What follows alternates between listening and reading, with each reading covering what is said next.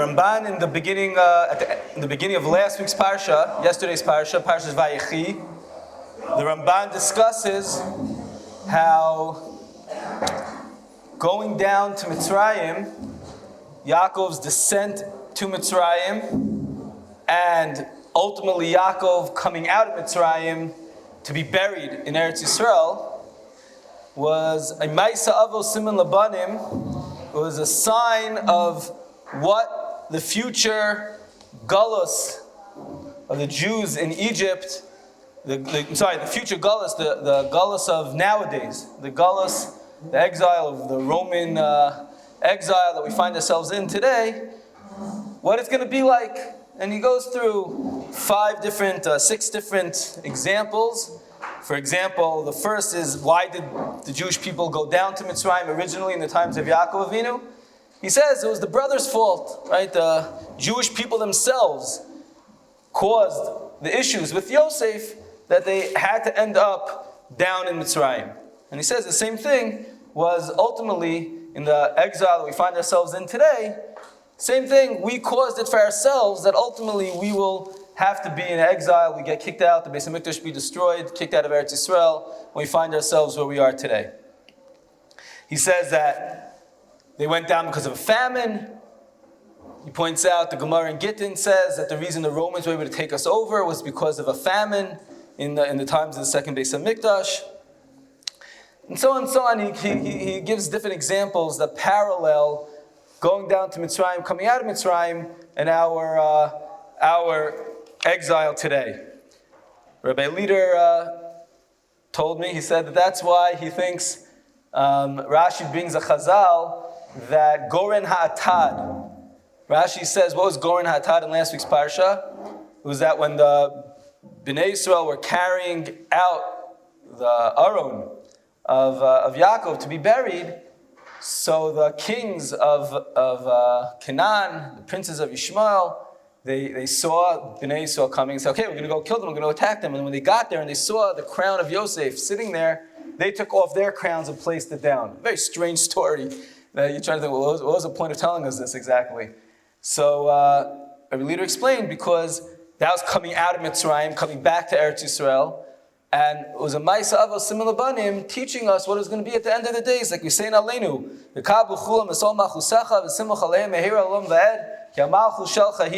that at the end of days, all the other kings, all the other rulers are going to recognize, they're going to realize that it's Hashem who's the king, that the ultimate kingship is by God, is by the Jewish people, and it's the other nations taking off their crowns and placing it down on Yaakov, crowning Yaakov Ki'ilu, showing that the kingship is with them. That's how it's going to be in the end of days. So there's a direct parallel. So as we learn through the Parshios now, of Shemos, Ve'era, Bo, B'Shalach, etc., we should keep that in mind to try to see if we could find parallels and lessons from the Galus in Mitzrayim to the Galus that we have now, and the ultimate redemption that came out of Mitzrayim to the ultimate redemption that we hope to experience.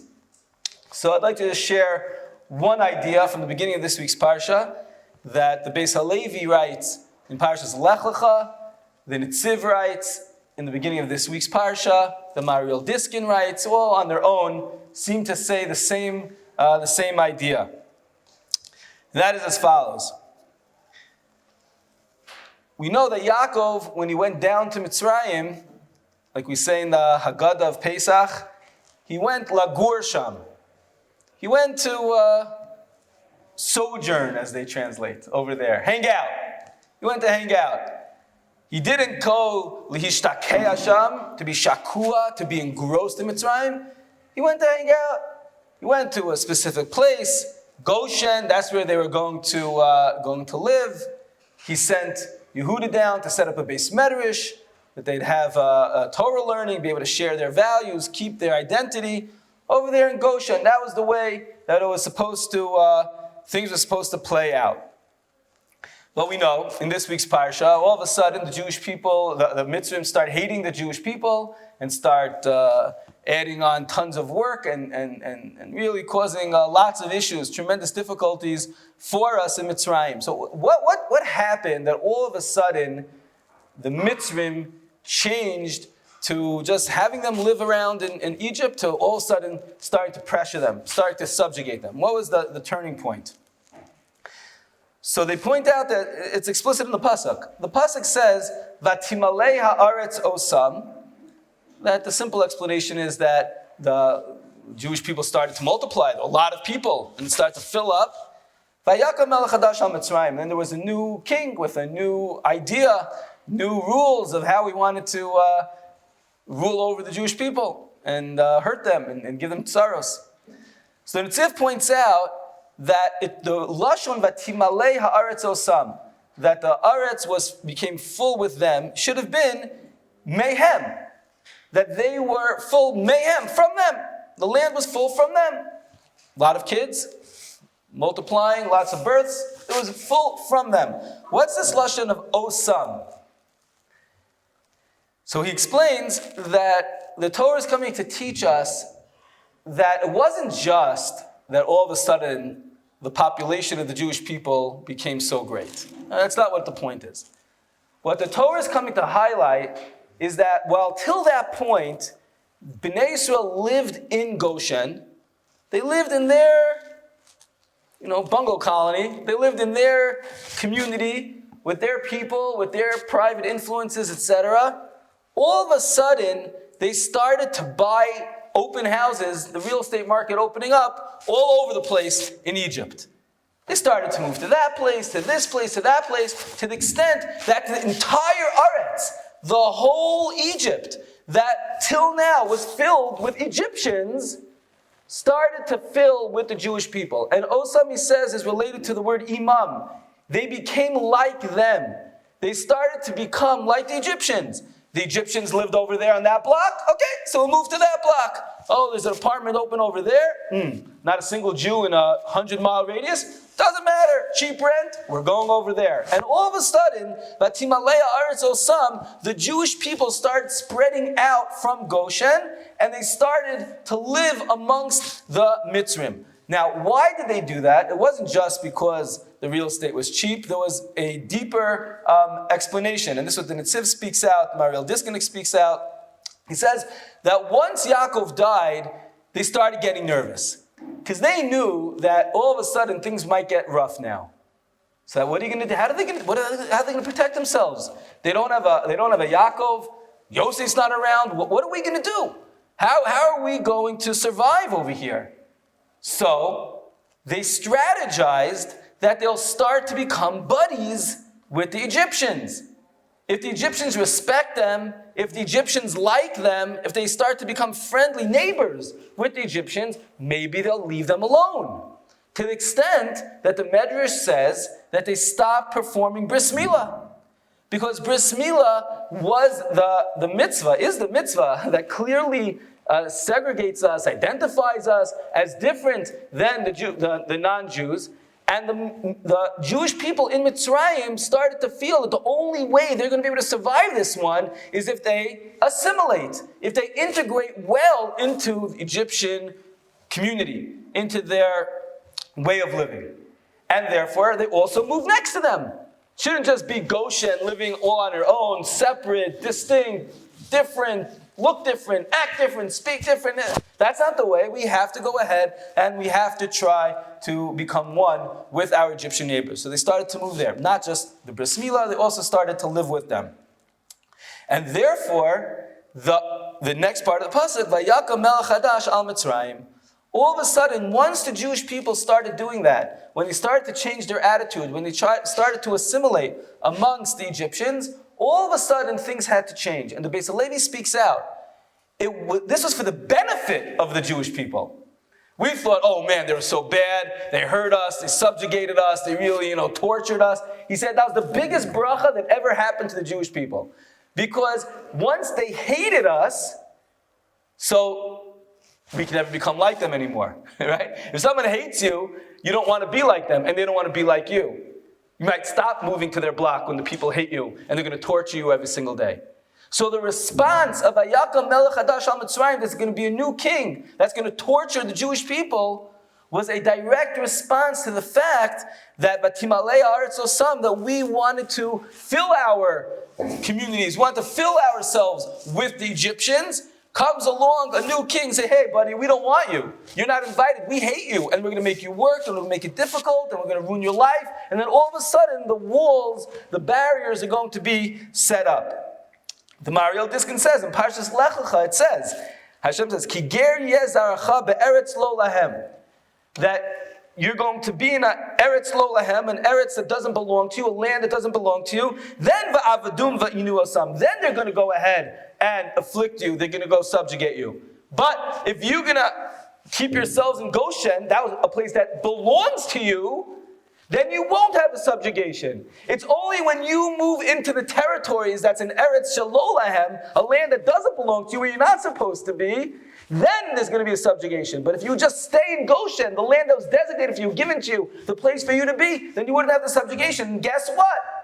Shevet Levi, who remained in Goshen, did not have to undergo the subjugation. Isn't that against the rules? Hashem said that all of you are all going to be subjugated. Hashem didn't say all of you. Hashem made a condition. If you go to the Eretz Shelo Lahem, if you go to the land that's not yours, then you're going to be subjugated. But if you stay in Goshen, the land that's designated for you, everything would have been okay. And that's why Levi, who stayed there, was spared of what happened.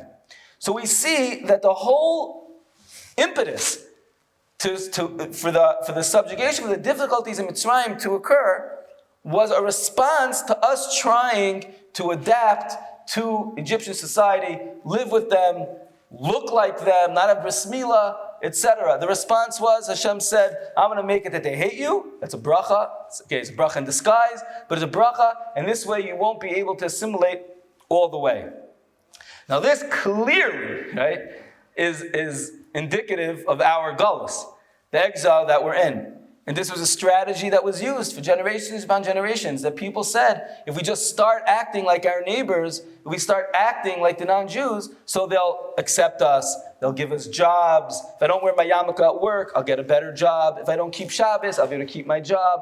All of these different things, which were made maybe with even good intentions at the beginning, in order for us to succeed in the galus, but all of a sudden things started to peter out, and you're not able to keep our strength. This is something that we have to always check ourselves. Okay, in yeshiva, in the Beis Medrash, sometimes it's easy. In Yerushalayim, sometimes it's easy. In Eretz Yisrael, sometimes it's easy, right? But the question is, what happens when we get outside? What happens when we move out and we're involved with people from other nations, which is the mitzias of life? That's just the way of the world, right?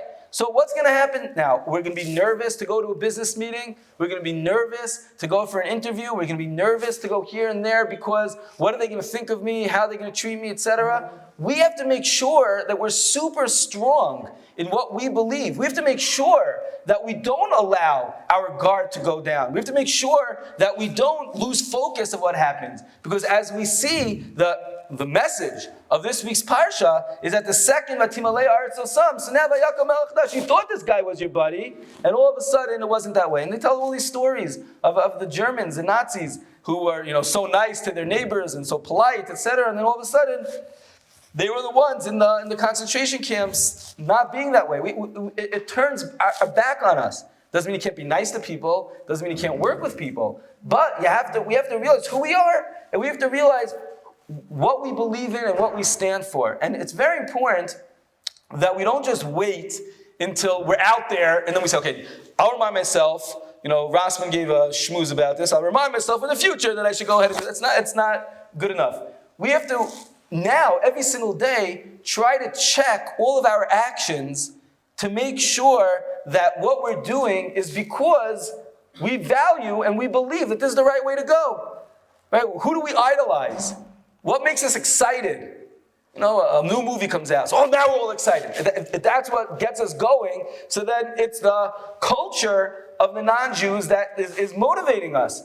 When all of a sudden some person walks in the room and he's a famous actor or famous sportsman, etc. Oh, I gotta go get that picture. I gotta go, and that also you gotta run and we'll push over people to get there and all these things. So what? You have to stop for a second and say, what and why? How in the world did that happen?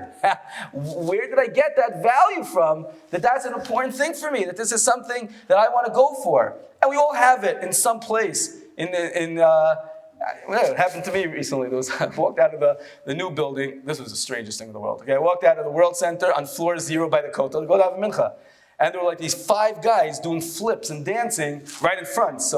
And it was coordinated, so I realized there was something going on. And then I saw there was some very tall man with crosses hanging from his ears, and he was also doing like the thing in front of them. And so I asked after they were done. I walked out. So I said, "Well, who is this guy?"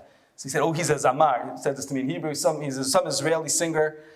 He told me the name. Sorry, I can't remember. And I remember at a certain moment, and all these people like jumping on him and like doing things with him, and it was really weird, taking selfies, whatever it was. So I remember, I was like, wow, that was so cool. And I said to myself, why was that so cool? That was not cool at all.